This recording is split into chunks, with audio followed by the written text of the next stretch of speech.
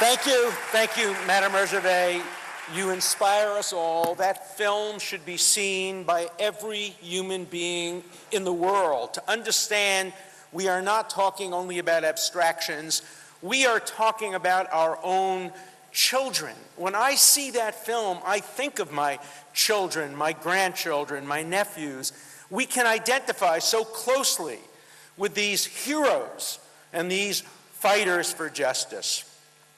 You know, the United States has made a promise. We signed a contract. It's a binding contract with the residents, first of Camp Ashraf and now of Camp Liberty, that in exchange for giving up their inherent right to defend their families and themselves, in exchange for giving up that right, they would be protected by the United States of America.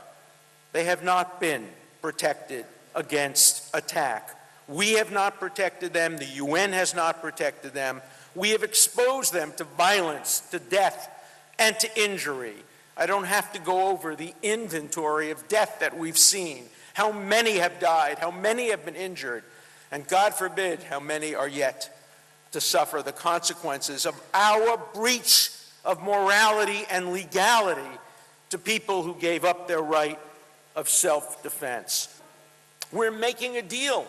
We're making a deal with the devil, and we're trying to justify it on grounds that are unconscionable and unacceptable. And to prevent the kinds of things that we're seeing happening in Camp Ashraf and Camp Liberty by holding the sword of Damocles, the sword of justice, over the heads of those perpetrators. And as Judge Free correctly said, we now have the resources. We have the forensic ability. We have the capabilities. We must, at the very least, begin right now a documentation center in which we list every single perpetrator, every single crime, publish them to the world, put them on a list, let them know they will never be forgiven. They will never be forgotten. We will do justice. We will insist that justice be done no matter what else happens in terms of regime change, in terms of deals with the Iranians. Justice must be done. And you've heard the pledge from all of us here today, and I want to repeat the pledge in my own name.